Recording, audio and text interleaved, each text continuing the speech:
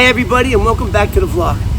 I first want to start off, I hate asking you people, please like and subscribe. I just hate it because it makes me look like I'm begging. But the last video I did just that. I asked you guys to push the subscribe button and 1,300 of you guys did, and I want to thank you guys very much for doing that, and welcome to the channel. And for all you rest of you guys, just push the button so we can grow the channel and do a whole bunch of other things that I haven't done yet. Okay. I don't know, update. Okay. I got so much to tell you guys, I don't even know where to start. So now, let's start off by, the video that you're going to see is going to be the video of Jeremy from Exploring with Nugs underwater video, and it's going to depict him finding the bone. As you guys know, we found a bone, and I'm going to tell you a little bit about the bone. So we found the bone. So Jeremy's channel found the bone. Adam Brown Adventures YouTube channel, he's hasn't uploaded his video yet. He found the car. He found the steering wheel. He found all the car parts. He found that. So now what we're going to be going with, we're just going to be showing you great underwater action with Jeremy. Jeremy, I take my hat off to you. I don't know how you found that bone. And guys, you can clearly see that he truly did find it. He picks it up amongst a bunch of other rocks.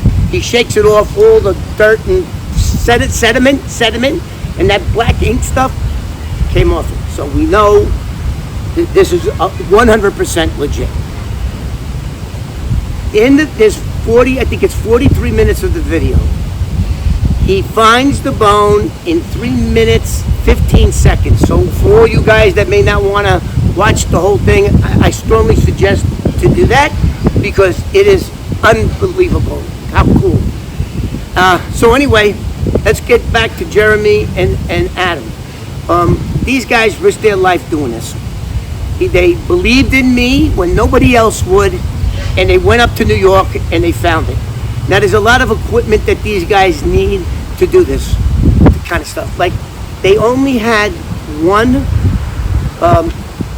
buoy communicator, I think it's called. You can put a buoy up and the line goes down, a hard line goes down, and you're able to talk to the buoy because there's no radio transmissions that can pierce the water.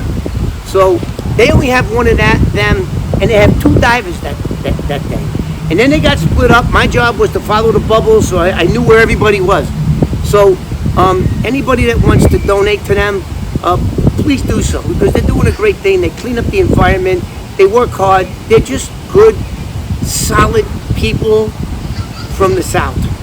Jeremy's from Atlanta, Georgia, and the other guy's from South Carolina. So please, hit them up, give some donations.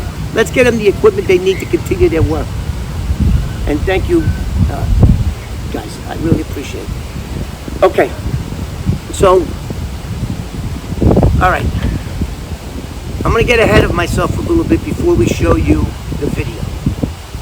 So we find the bone. You guys already saw that video in the in Jeremy's last video. They pull out the steering wheel. We confirm that that's the car. They showed me the bone. And the second that they showed me the bone, after my mind was blown. When he showed me the steering wheel, he showed me the telephone, the picture of what the steering wheel looks like on a 70, 71, 72 Lincoln, and it was identical. It was confirmed that was the car I put there 50 years ago. So that was a bit overwhelming for my old brain. So it was a bit overwhelming. But within a minute, I realized when he showed me that bone, and I had that bone in my hand. Now, we didn't know if it was a human bone or a dog bone. We still really don't know to this day, and I'm going to get a little into that. So, but the second that we got remains, I immediately, with my because don't forget, I worked 18 homicides. I've been working with the police on more murders than you could shake a stick at. Read my book, Cop Without a Badge, by Emmy Award-winning writer Charles Gibbs. Just read it. And if you do decide to buy one, make sure you buy a new one so I make some money. And you don't want to buy a used one because we all know that those books are all read on the toilet. So don't buy no used one. Okay, so where was I? The second that he gave me that bone and I put it in my hand, I immediately realized, okay, now all we got to do is look up missing persons in New York City who went missing in 1974. And that's exactly what I wound up doing. I get a call, I get an email, whatever the hell you call it, from a researcher called Thomas Stevens. Seves, Stevens. And Thomas told me he's a researcher and he's a bit of a mystery guy. He loves solving mysteries. You know, he's probably the type of guy that watches Columbo from the 70s. He'd figure out who did it. That's who this guy is. When he first called me, he's from Ventura, California. And when he called me, I didn't know if he was really what the hell. But the more I spoke to him, the more I realized that this guy's a smart guy. So we start talking, and he tells me, I think I know who was in that trunk. And I think I can prove it. And I said, I'm on the skeptical side, but I heard him out. Because I know I've had plenty of unbelievable stories, and every time I tried to tell them, people give me that look. So he goes, I think the man in that trunk was a guy by the name of Nicholas James Maschuci. I'm gonna spell it. What is it? How do you pronounce this guy's name? Well, you Italians, why can't I ever get somebody Smith or Jones? Okay, so the spelling of this man's last name is Maschuci.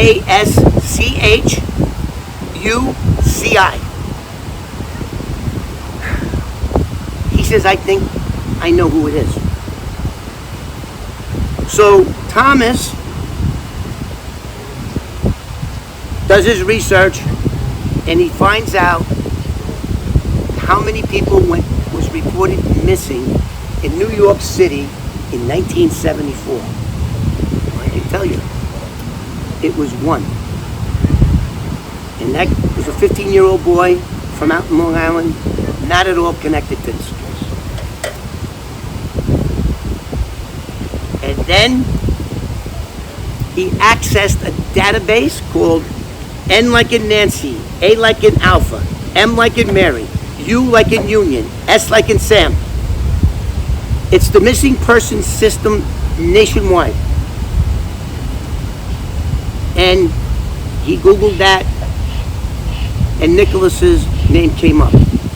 Now, Nicholas was born December 3rd, 1913. If he was alive today, he would be 109 years old. He went missing in Kearny, New Jersey, from Kearny, New Jersey. Kearny, New Jersey, for all you people that don't know, is only 11 miles from New York City.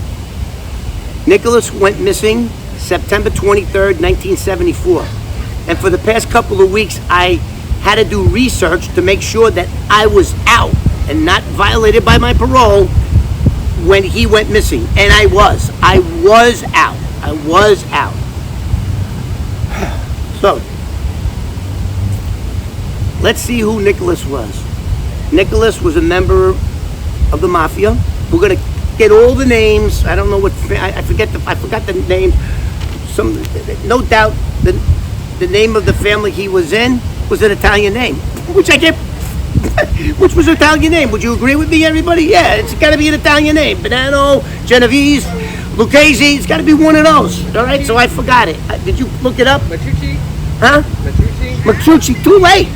I said Maschuci 5 minutes. Look at the California guy. Whatever. I said, listen. When I stumble with this name, say Maschuci. It's not Maschuci. Yeah, he's gonna get fired. I think. I don't know. Maybe not. I don't know. Okay. So now Where was I before he interrupted me? I got ADD. It interrupted me when I... So anyway, they find out that this guy was big into the numbers game. How big, you say? Well, according to his daughter, Fran, who I wound up being best friends with, I hope you think I'm best friends, Fran, she told me her father was in the mafia. Her father was in the mafia. And on September 23rd, 1974, at about 5 o'clock, Nicholas left his house, told his wife and daughter he would be back at 11 o'clock. This is 5 o'clock in the afternoon. And he was going to Brooklyn to pick up $200,000. Now let's talk about $200,000. $200,000 in today's money would probably be like $700,000. Fran went on to tell me that her father was making as much as $2 million a month on numbers in New York City with the mafia. And I don't want to get too much into the story right now because all I want you guys to do is to see the video and what it's going to lead up to. So anyway,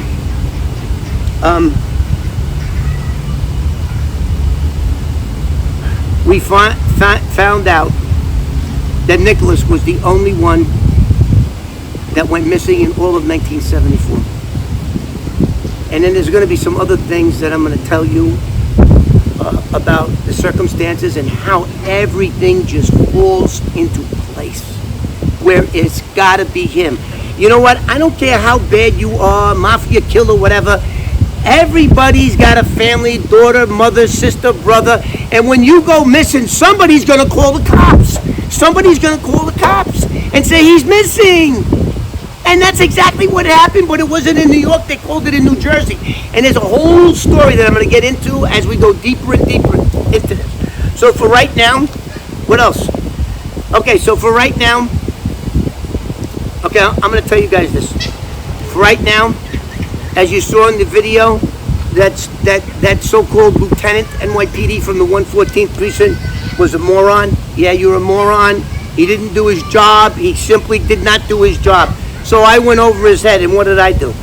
I contacted the District Attorney's Office Squad in Queens, and I spoke to a detective by the name of Dam Satori, S-A-R-T-O-R-E. I'm going to put his name there and his contact information.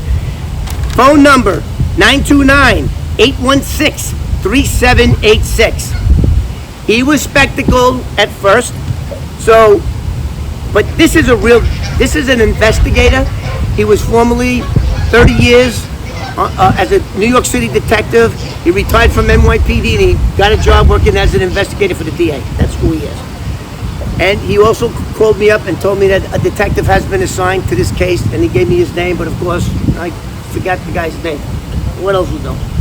I'm old. I mean, I sure do look good, but I am almost 70 years old. So give me a break with my memory before you start typing. I'm 70 years old. Okay. So, Dom told me, where's the bone? And the bone was in Atlanta, Georgia with Jeremy. Jeremy's got the bone. So he says, can you send me a picture of the bone? I said, absolutely. I sent him the picture. And he said, if I'm going to show it to a doctor, not just a doctor, Dr. Bradley Adams from the New York City Medical Examiner's Office on First Avenue in Manhattan, New York. Dr. Bradley Adams. So he called up Bradley Adams, and the doctor said, well, I don't think it's human, but I really can't tell. I need that bone. Jeremy gets contacted by Dominic, the investigator Dominic. Jeremy sends the bone to the medical office, and they have it right now. So now, even if this bone isn't human, it doesn't take anything away from this, because we didn't find it in the car. Now, the car is completely rusted out. There's nothing to it but frames, glass, debris. That's all there is to it. So even if it's not the bone, it doesn't, we're going to have to go back. Jeremy and Adam are definitely coming back, and we're going to do a thorough search. The search of the car and the vicinity of the car Those guys only had 10 to 12 minutes down actually finding it. And when you guys watch this video and you see how he found that bone, because there's all a bunch of rocks and debris, all dirty, it was like unbelievable. Okay, so now what else?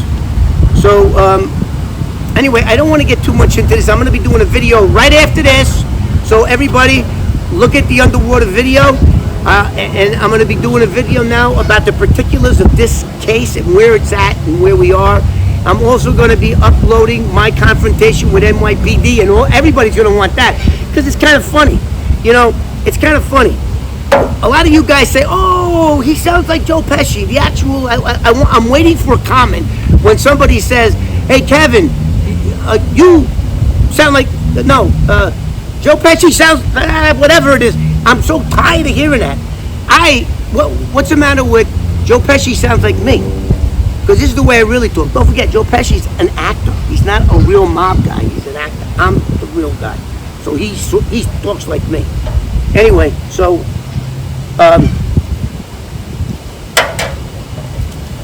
let's talk about Nicholas just a little bit more. It was on Monday, September 23rd, 1974, that he went missing. If Nicholas was alive today, he would be 109 years old. His daughter, Fran, is 65 years old, and she's as tough as nails. She wants to put her father to rest. She wants to have a mass. And if there's anybody out there that has any information, we're going to give you Fran's contact information here. If you don't want to contact me, you can contact her. If you don't want to contact her, you can contact the detective in the Queens District Attorney's Office Squad. Or if you don't want to do that, you can contact the NAMUS. You can contact them. Okay, I think I said enough. I got a headache. I got a little dizzy. Let's watch let's go to the videotape.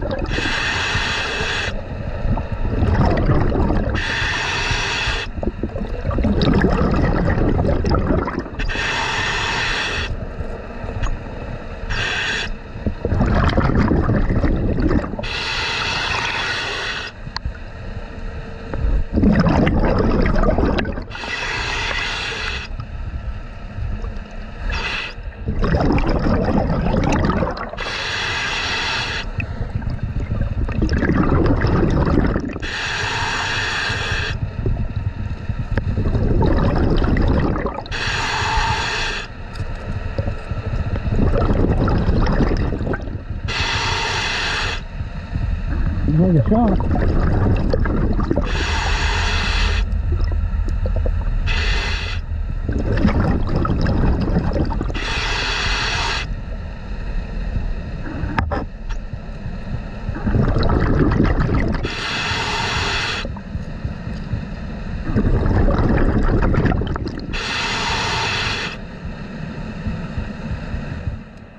Oh, I got it.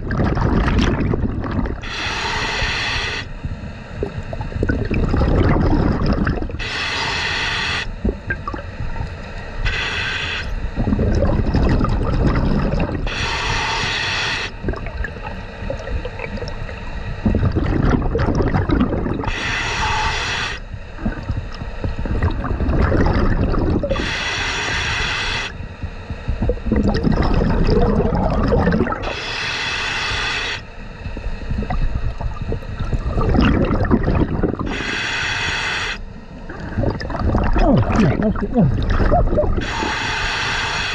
Calm the hell down, Jesus.